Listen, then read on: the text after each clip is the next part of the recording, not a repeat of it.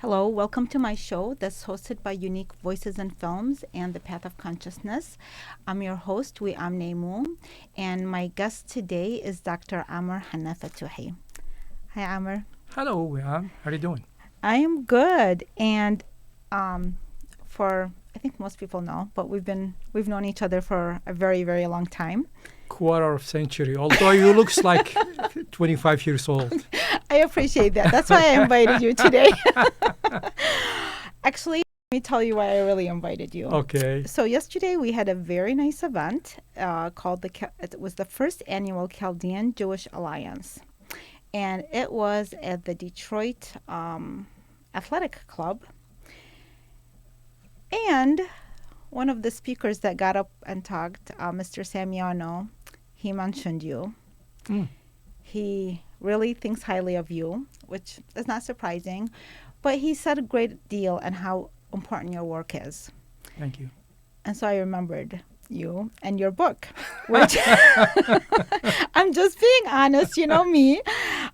So I thought, oh my goodness, honestly, you should have been there. So I don't know what happened with that, but you will have other opportunities because I think your work is really important, especially in this area where you published a book. I think it's your most recent publication, The Jews of Babylon.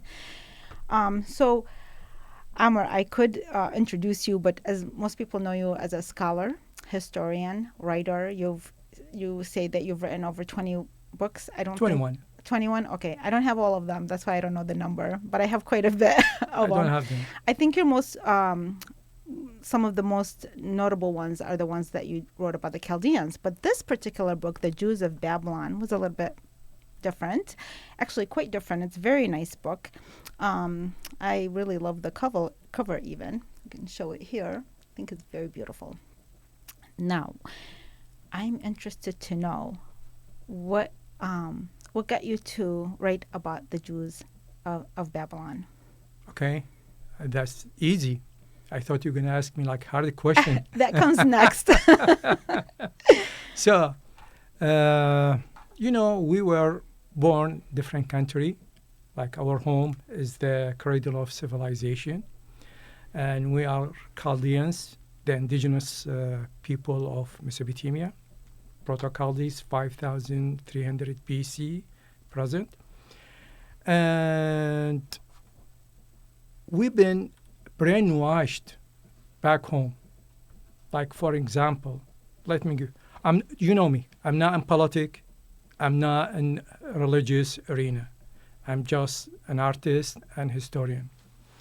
So I noticed like when they talk about the Jews, even in the curriculums, it was mostly negative. And that bugged me because in the Bible, if you go to Genesis like 15:7, when the Lord called for Abraham to get out of Ur of the Chaldeans, which is his ancestors' home, to the Promised Land. And Father Abraham is the father of the Hebrew nation. So they are not just cousins.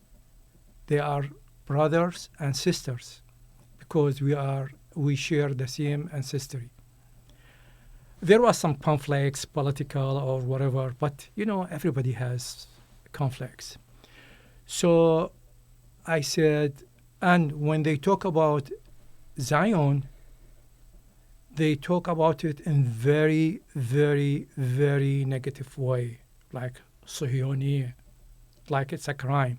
However, in the Bible, the Lord will call for us and judge us on Zion, which is Jerusalem. So that made me think to write something about the Jews. So I just put a few sentences in my 1988 book, Ur of the Chaldeans, Native Iraqi Perspective.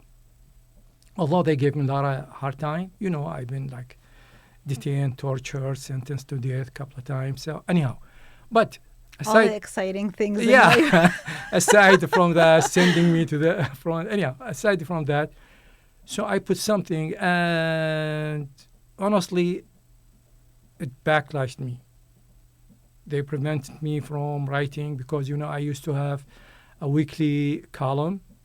And you're talking about in Iraq. Yeah, in Iraq. So anyhow, to make a long story short, I talk a lot. So, so to make a long story short, I said, when I'm out of the country, I'll write something about the Jews. To make a long story short, once again, 1999, I wrote a study, Chaldeans since the early beginning of time, and I put a chapter about the Jews of Babylon. That was the first time. That book was published in the United States in 2004 when I met you for the first time at Al Malih printing shop. So, and then it was published in Erbil, Iraq, northern Iraq, or the KRG, whatever they call it. So, but that was not enough. That's why when I published my 2012 book, The Untold Story of Native Iraqis, I did a chapter talking about the Jews and their white hands on reshaping Iraq, past and present. Because the Jews of Iraq, which they call themselves Bavlim, which means Babylonians, okay? Simply because, their scholar schools in Iraq, they were Nahardiya, Sura, Palm Pandif. So these are three main schools in Iraq, which one of them, they did the Gemara and the Talmud, the Babylonian Talmud. Yes. They did it in Babylonia. And that was around like 5th century AD. Anyhow, so once again, when I published my 2021 book, I increased the pages, extended the pages of like the chapter about the Jews and put a lot of details. But I noticed that this is not enough because I need to educate our people before educating others. Even a lot of Chaldeans, because they came from Iraq, they've been still like my cousins, who they are from Tel Kepe, which is they are Chaldeans, 100%. And when somebody asks them, "Oh, we are from Iraq, we are Arabs," they don't even know they are Chaldeans, despite all the what we've been writing, educating.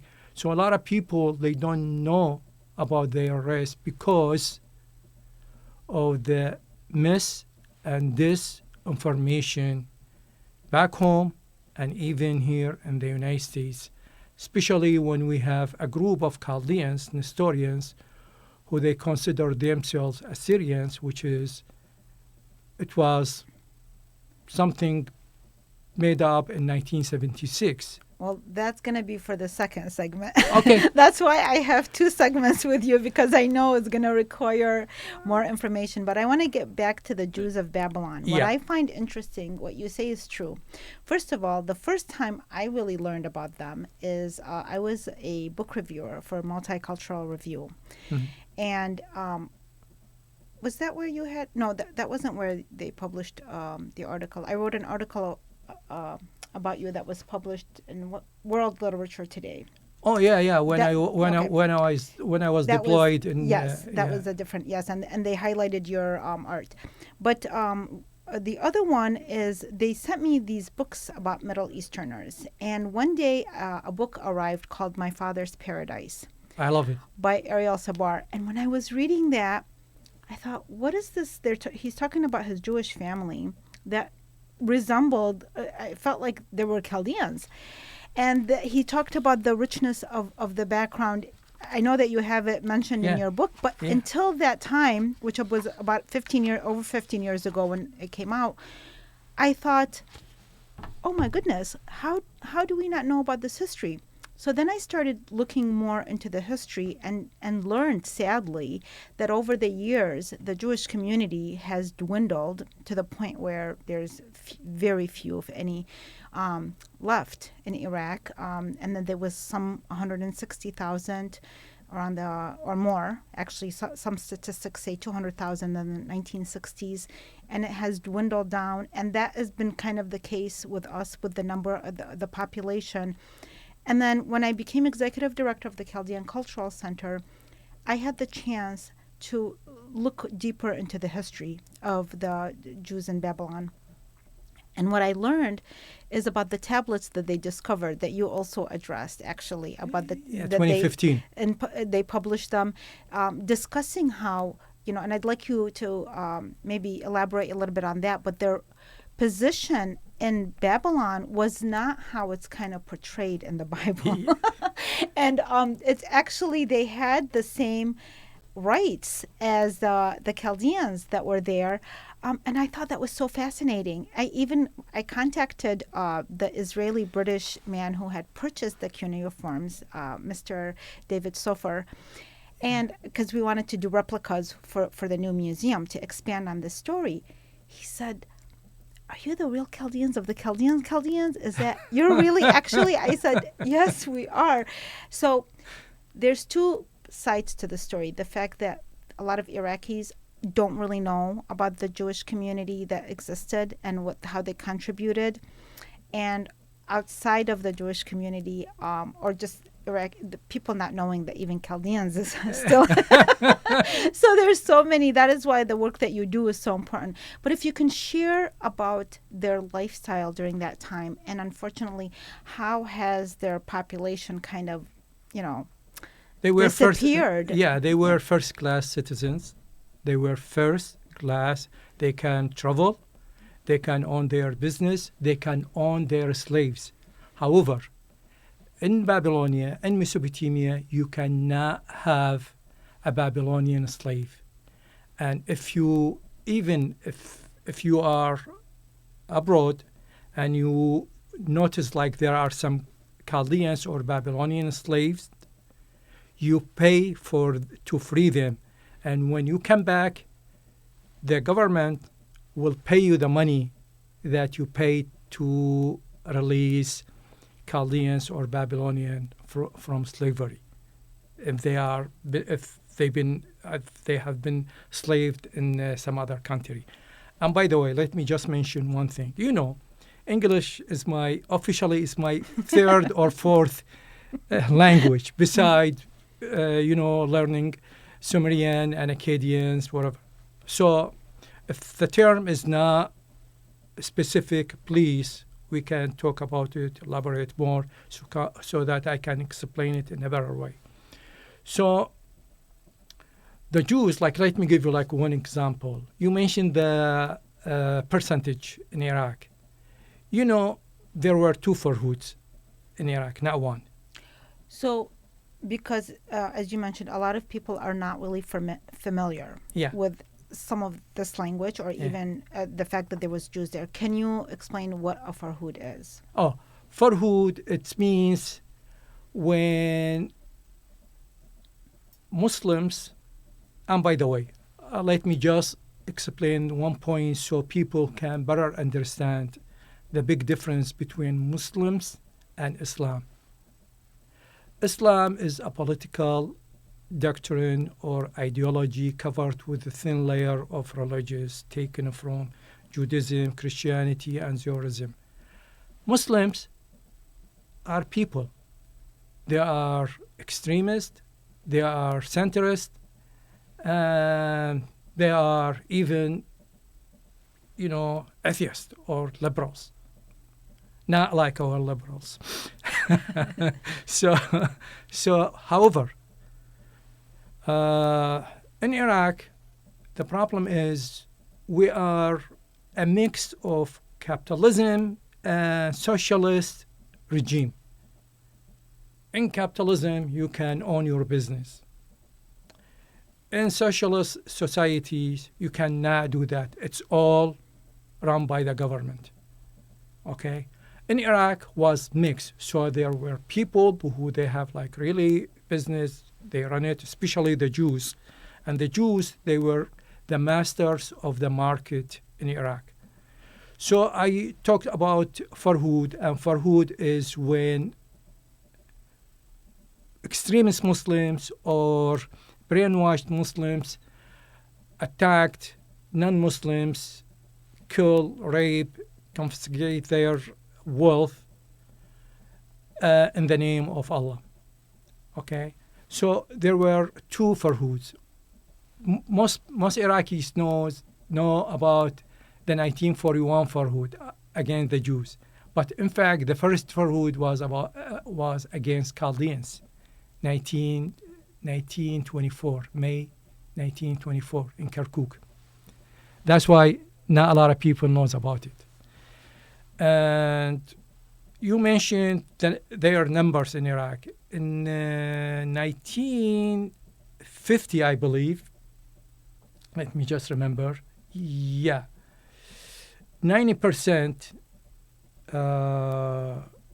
1950, 90% of Jews, they were given a choice between giving up their citizenship and leave Iraq with their clothes, this is what Daesh, ISIS did when they invaded Nineveh Plain, which is a Chaldean area, as well as Duhok and some other areas. And they just gave them one option: leave with your own clothes on you. You take nothing. And this is what the Iraqi government, and by the way, Iraqi government was really tolerant, but at that time was Tawfiq al-Suwidi, the prime minister, and he was radical or Salafi. Okay? So that's why he kicked out the Jews 1950, I believe. Yeah. And but the Farhud was in June, I believe on June 1st and 2nd. And guess who stood with the Jews? The Chaldeans? Chaldeans. And guess what? You know who is the most radical cleric in Iraq now? Is a Sadr. However, the Sadriyas at that time stood with the Jews and defended Jews. And the reason they did because they were scholars, not like the one who is now leading the Sadriyas party, who is not that educated and doesn't know his own family history. Mm-hmm. Okay? So to make a long story short, once again, I had to do something. And what I mentioned in my book, like our neighbor was, one of the neighbors in Alwiya was a Jew. His name is Gabriel. Mm-hmm. We call him Ammo Gabbi, Uncle Gabbi. And his family left to Israel. And he said, no, my ancestors died here, I'm going to die here. So he used to drink araq every night with my dad. Mm-hmm. He passed away, but before he passing away, he used to wait for us coming back from school and meeting us, asking us who did better at the school, mm-hmm. and give the best. He was usually cheats because he used to like me a lot. So he used to give me more chocolates and candies than my brothers. Yeah. I remember that story, actually. I read this book, and I did enjoy it. And I heard some stories since then, because that's the thing when you read books, once you become aware of a particular people or history, then you can ask questions and learn more. So I was, one time I was on a trip with a lot of Iraqis, and I asked them if they had befriended Jews, or at that time, obviously it was during more of the time that you're talking about, because when we left, I was still very young. You are still young. Well, I was a lot younger. I was a child, so I didn't necessarily have like that kind of a relationship. And they all had these wonderful friendships with the Jewish community. And each one, they did share, kind of a sad story of how this happened to them. This one had to leave because of that. And so it's a sad memory. But obviously, I heard that the Jews of the Iraqi Jews, The Bavli. the Bavdim, is that how? Okay? They're very dedicated to their history, and that even though they now live in different areas, like whether it's in Canada and Toronto, or whether they live in Israel, but they are very dedicated, and they love that history and their roots. Absolutely, because Israel belongs to the Israelites. I was talking to a professor from Iraq. He's a friend of mine, but he was also brainwashed by the propaganda, the Islamic Arabist propaganda. So he was saying, so why are you not condemning like what's going on in Israel? I said, listen, because first of all, this is their land. There is nothing called Palestine. This is a made-up name, 1964. I mean, the new country now during the British Mandate.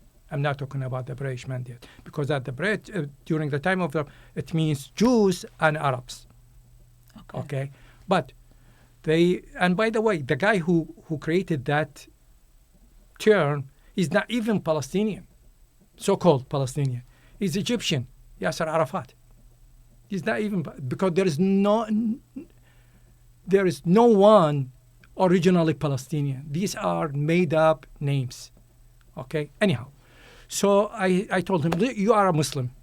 I'm not going to give you examples from the Bible, because you're going to tell me, oh, this is the Bible. I said, you pray. He said, yeah, I pray. I said, and you read the Quran? He said, yeah.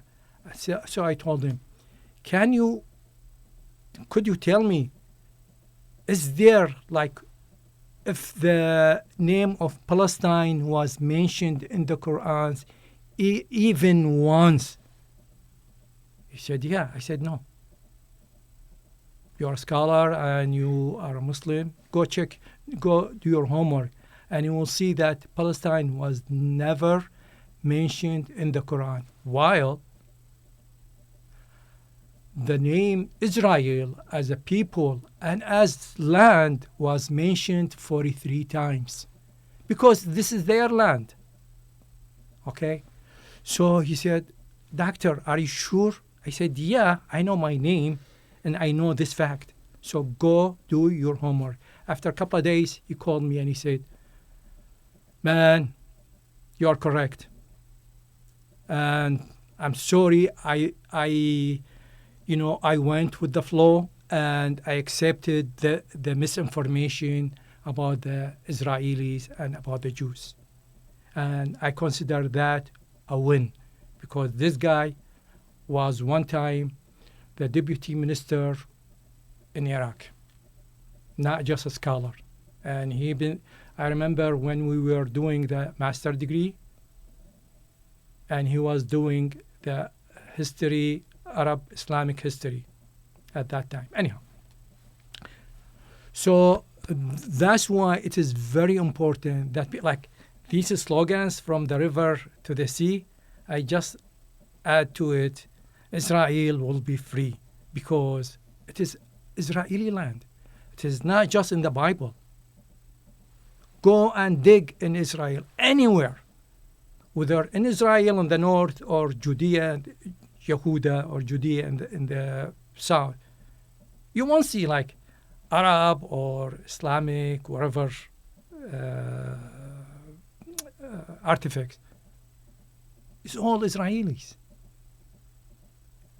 Anyhow, so that's the point. So I said, let me write something about the Jews. And that's why I did this illustrated book. And by the way, this is illustrated from page 1 to from cover to cover. Yeah, it's it's an easy and fun read, and it has, I don't have it in here, but I can show it here, that there is a lot of illustrations that makes it much easier. These are digitals. Mm-hmm. I created them digitally, like even the map. This is the Ur map, and where was Father Abraham house, and a lot of other stuff. So historically, the Jews, the Israeli, are exist.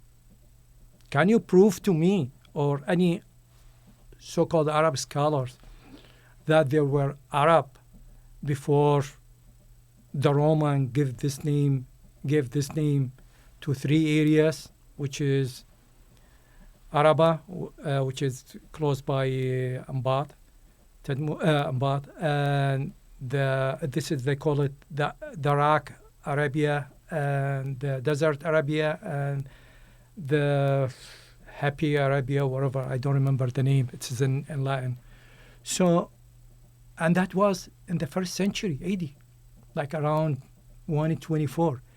So, some scholars, supposedly scholars, like Iraqis, they are selling right now. I saw a couple of reels, and now anybody can make a reel. So he said, he found in one of the Akkadian dictionaries the term Arabi ki. So he said, oh, this is Medinat al-Arab. This is the city of the Arab. And this is very, I'm sorry to use this term, dumb. Because Arabi, it means the water bears, and Ki is city. So the name of the city is the city of the water bears. And I contacted him to correct that, and he didn't respond. So, and once again, some people are saying, oh, in the Tiglath-Pileser the third Setili, which they call the Black Setili, the Arab name is mentioned there. They are just listening to the sounds or of the word. I want to ask you, because right now we're we're running out of time for this particular I talk topic. a lot. No, it's okay. And I want to move on to the next topic, which is about the Chaldeans. But would you be willing, as a historian, would you be willing to have a dialogue with somebody, a scholar, who would say otherwise? Is he like an academic? Well, I'm going to look for somebody. You know what? I think dialogue is so important. Dialogue is different from debate. When you do debate, you have to have 2 people have the same qualification. Like, for example, let me give you like an example. If I read 10 or 20 books about cardio surgery, does that make me a cardio surgeon? No. Okay. A scholar means a guy or a person who studied, I studied for 2 years at the Iraqi Museum lab, cuneiform lab. I worked in more than 10 locations in Iraq, including Ur and Babylon and some other areas. So I wrote books. So one time somebody called me and said, oh, you know what? There is a young attorney. He wants to debate you. So I start smiling. I said, you said what? An attorney? So if you want to debate, you can debate another attorney. But if you... would be if we were to bring somebody this is their topic. Because you said there are scholars that are claiming things that you are claiming historically. You're saying that they are inaccurate. But I'm saying if we were to have a conversation, because I feel one of the problems in the Middle East or topics regarding the Middle East is that people don't have enough dialogues about this. What happens is non-Middle Easterners get into these topics and they don't know the type of their history as well as natives of that land. So would you be open to have a conversation with... Okay, let me, you know what, I'm very specific on this because you know what, I published about that and I don't want to take my word back. I said I don't do circus. I don't mind to debate any Okay. scholar, hold on, Okay. worldwide, any scholar, but in front of a scholar jurors, because you know what? If I talk to someone and the one who is running the debate doesn't know about the topic, The background, right? so he will allow the mis and disinformation to go on and on, Yes. especially if the people who were born in the United States and they will use the English tool, like the language, to debate me. In this case, they will have the benefit of the language. Okay? No, this Now, would be a mature debate. I honestly think there are people that are interested to have a healthy dialogue, even if it gets heated. I'm a ready little bit here. 24/7 Okay. to I'm gonna- do a healthy Okay. dialogue. I will find somebody that would do it in a healthy way as well. Okay? Because I'm But he very, has to be at least knowledgeable Yes. about the topic. Like, I let agree. me give you like an example. I wrote once, like a year ago, I challenge any scholar in the world, once again, any scholars in the world to prove that there was an Assyrian language or an Assyrian ethnicity. Okay, that's gonna be for the next topic. So let's wrap up this one. We're having two segments here so that you guys, because this has been a little bit like over half an hour. So we're gonna have the next segment is gonna be about your Chaldean work, actually your focus, and this is more even of your expertise. I because just of want to the add number- something. I'm sorry to Yeah. interrupt you. Anti-Semitism is a cancer. And as Chaldeans and as a human being, we need to stand with the Israelis and to condemn and fight anti-Semitism because it is a cancer. Okay? And for me, I'm fighting that through books and art. Like my Education. upcoming art exhibit, For the Light, is all about fighting anti-Semitism as well as fighting the ongoing genocide in Iraq and elsewhere. Let me just give you one example. I know you said like the time is. Like we Chaldeans, like Mesopotamia was a Christian nation before the Muslim conquest. There were more than 9 million Chaldean Christian, like native Mesopotamian people, over more than 9 million, and 95% of the population. However, with the Islamic merciful conquest, now we are less than 1% in our homeland, and we are less than 400,000. Shame on those who are keeping their tongue tied and don't talk about the ongoing genocide. So that is very important, but just to clarify, we're less than 150,000 there right now from the last information that I have seen. And I'm not surprised because people continue to leave. Now, we can just go ahead. I mean, honestly, we can just shift to the next topic, but I want to thank you so much for writing this book and bringing attention to this topic. And I'm going to find somebody to debate you, okay? Nobody can. Listen, I'm very humble. I'm a very humble person. Okay, I'm very humble well, person. just to have a dialogue. We'll have a dialogue Yeah. so that we can. I But mean, I I love don't learning all of like this. circuses because No, it's especially if they are politicians, because they are the worst. I understand, but now I'm anxious to start the new topic, another topic which I really love, which is about the Chaldeans. I want to thank you everybody for watching, and just stick with us because all we're gonna do now is just change segments. Thank you for watching. Thank you, Amer, for sharing this. You have nice smile. It's like because you have good soul. Thank you very much. Thank you.